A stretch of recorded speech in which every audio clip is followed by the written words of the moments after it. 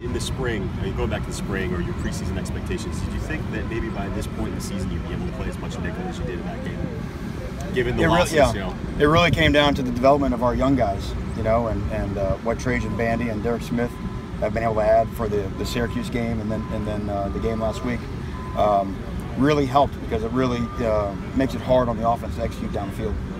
Is it at a point now where you have linebackers, you have defensive backs, and now it opens up kind of a new door for you? Yeah, well, because every week what you're going to do is you're going to say, okay, what's the best way to utilize our personnel to defeat this team?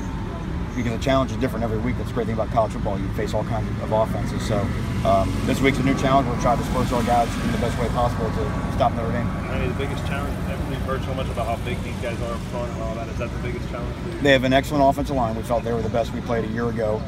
They're a very well-coached offensive line. And they have really committed themselves to pounding the rock this year, and for good reason, because they have great running backs. And the Adams kid is not a good player, he's a great player. You'll see a great player Saturday night. He's much stronger than he was a year ago, and you can see that the way that he finishes his runs, top-end speed, doesn't get caught from behind, and his stats show for it. And that's why they average in yards per carry, because they're breaking so many explosive plays in the run game.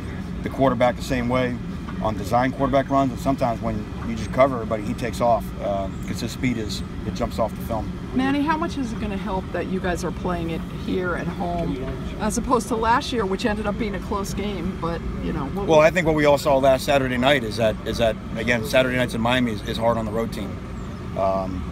Critical fourth down in the third quarter might have decided the game.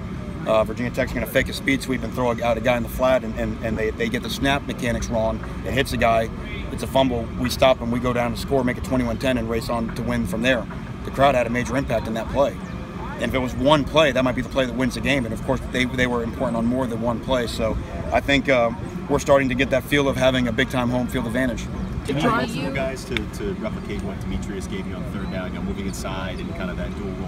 Two guys, or can one guy handle it? How do you? Yeah, I mean, we'll certainly miss him. Just and not just as a player, but his personality on our defense. But it's next man up, and that's why it's great to see a guy like Jonathan Garvin make a play in the second half of last week. So as we talked all year, you can never have enough depth of pass rushers.